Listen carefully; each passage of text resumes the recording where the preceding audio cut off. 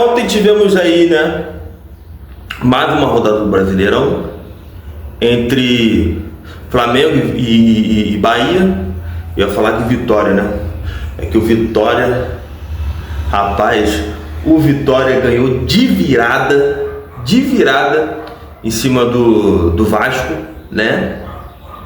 E com um a menos, isso mesmo.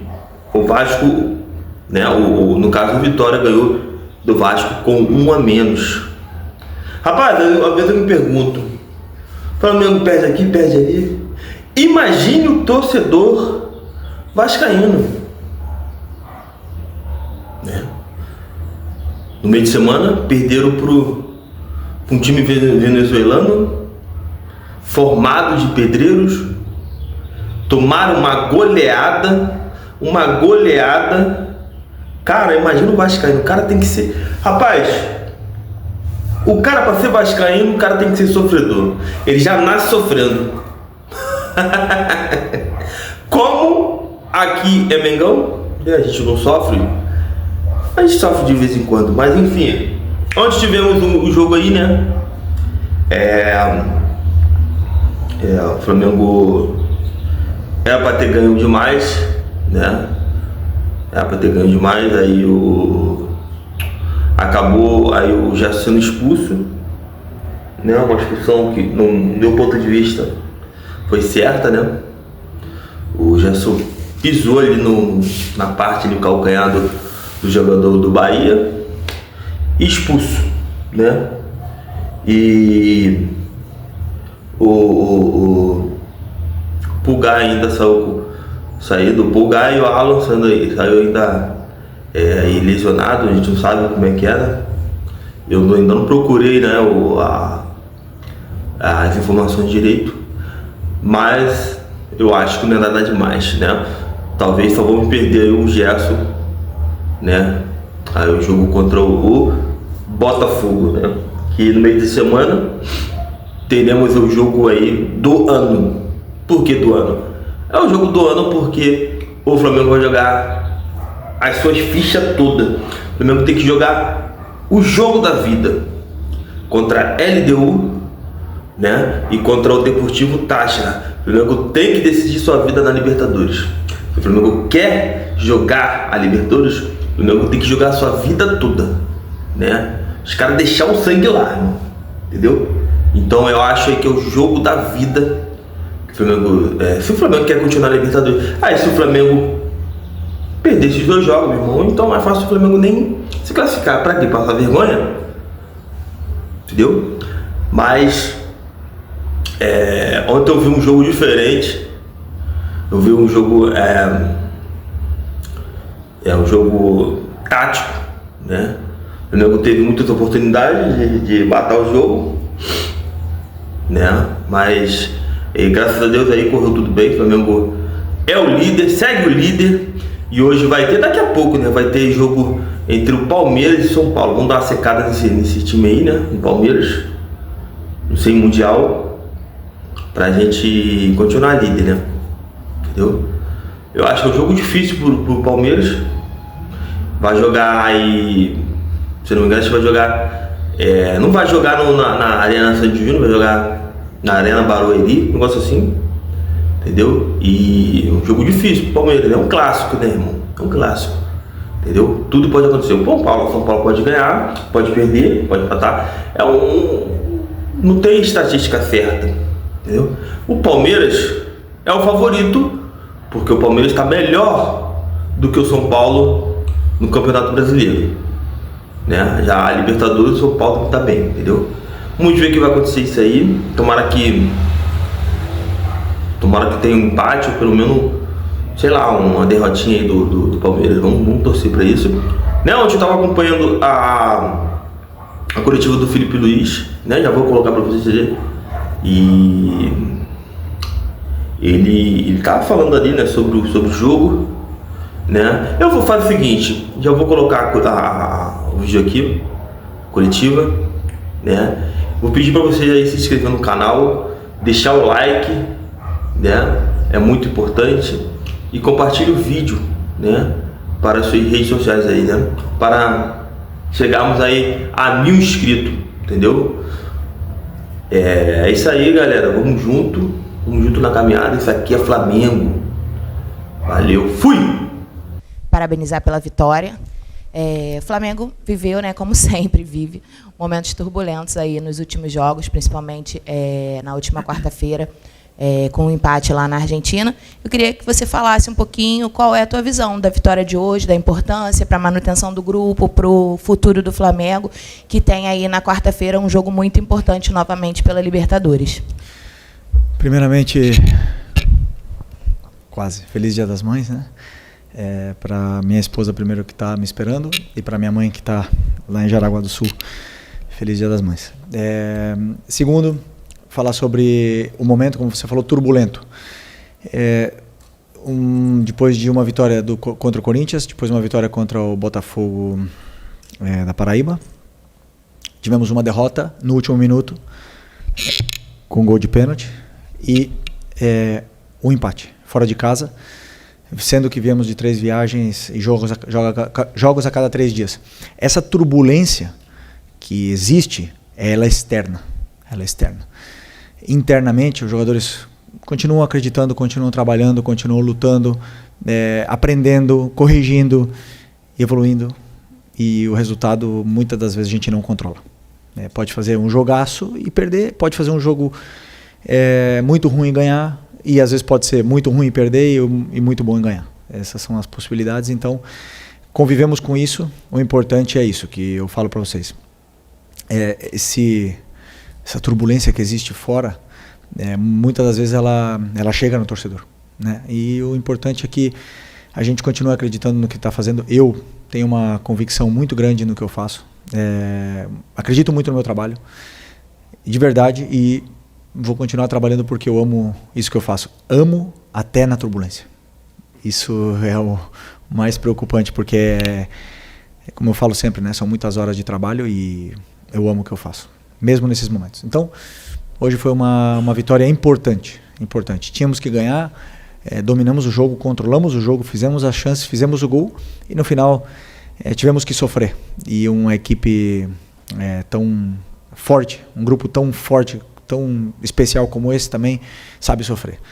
E todos esses momentos que a gente viveu dentro do campo nos serve para continuar evoluindo para o futuro. Boa noite, Felipe Luiz.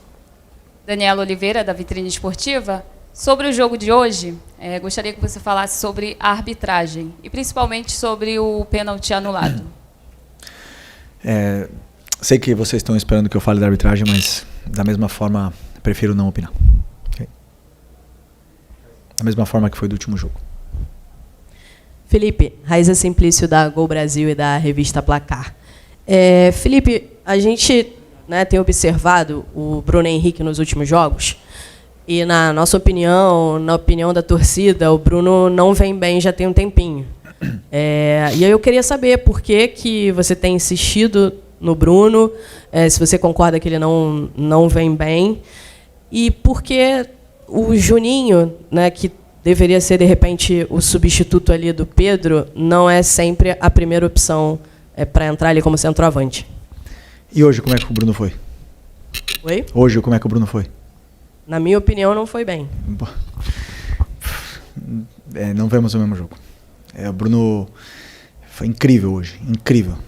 Tudo que é um jogador com 34, 35 anos, campeão de tudo, o maior campeão da história do clube, chega e se sacrifica pela equipe do jeito que ele fez. Sinto muito. Joga muito. É o companheiro que mais sacrifica, que mais treina, mais trabalha. E, como eu falei para vocês, os jogadores que estão aqui, eles vão passar por maus momentos, eles vão oscilar. Mas se eles estão no Flamengo, eles estão por alguma coisa. E eu acredito neles. Já ficou no banco, ultimamente tem ficado no banco, mas é um jogador que já demonstrou na última final o que ele fez, na final da Supercopa, desculpa, já demonstrou tudo que ele já fez, continua demonstrando, e eu tenho uma gratidão, um carinho gigante por ele. Depois, para jogar, ele tem que render, como ele rendeu hoje. Hoje, para mim, fez um jogo impecável, foi até a exaustão, correu tudo que tinha para correr, fez todos os movimentos, não fez o gol. O resto fez. Então, estou muito contente com recuperar esse jogador que para mim é tão importante. Boa noite, Felipe. Fábio Barcelos, canal Família da Nação. Você comentou que esse momento turbulento é mais da parte externa, né? No entanto, os números mostram, na Libertadores da América, por exemplo, que o Flamengo faz uma campanha muito ruim. O torcedor, a gente não para de receber mensagens com torcedores desesperados. O Flamengo, faltando 2 rodadas para encerrar a fase de grupos, o Flamengo está a 3 pontos do segundo colocado. E numa situação, vamos dizer assim, dramática, precisando ganhar pelo menos por 2 gols de diferença da LDU em casa.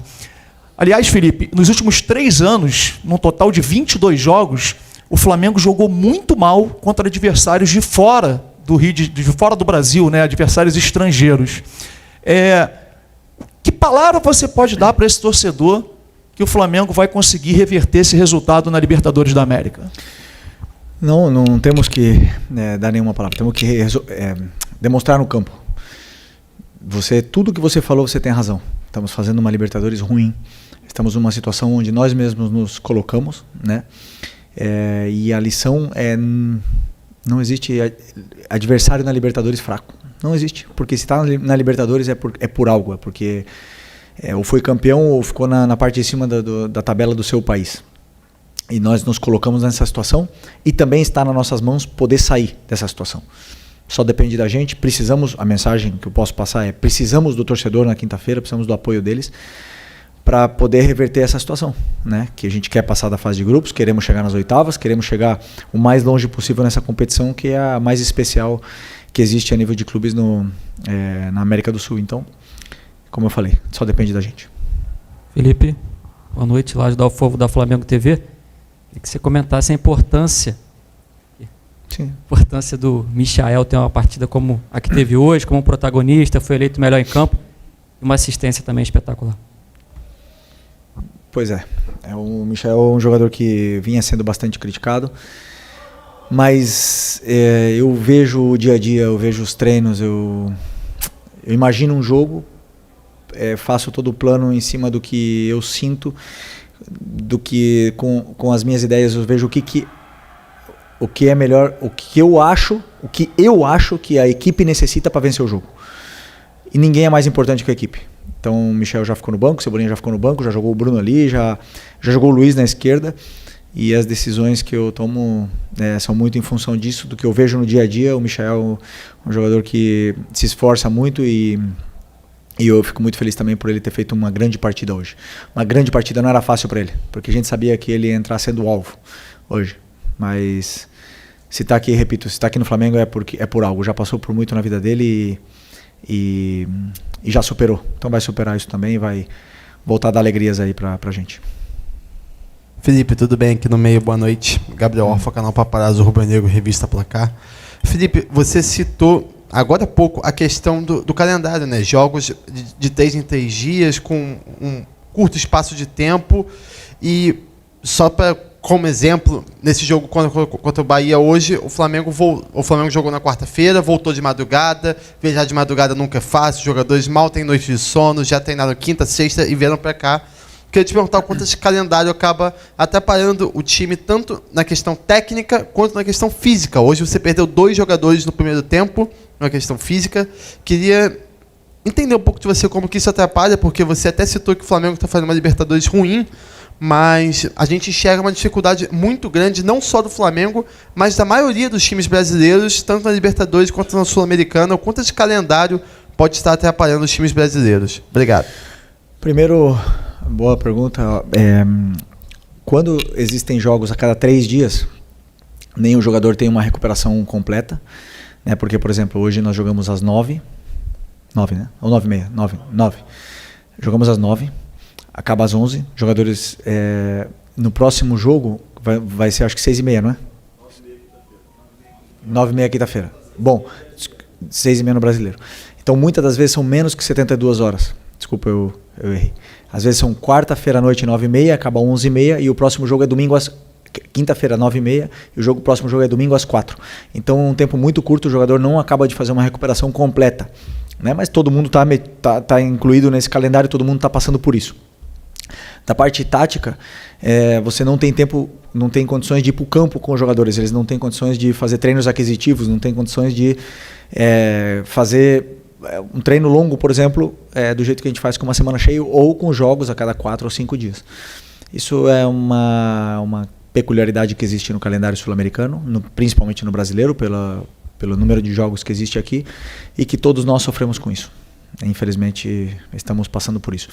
E nesse trajeto, alguns jogadores caem, né? Porque, como você bem falou, existe o sono, existe a sequência de jogos, existe viagens, até na parte hormonal dos jogadores afeta, e alguns acabam caindo. Por isso, a gente tem um elenco muito qualificado do jeito que temos para poder passar por esses degraus aí que são complicados, esses obstáculos que são complicados, como essa sequência de jogos, que fica tão difícil tanto trabalhar a equipe como eles poderem recuperar e estar 100% para jogar.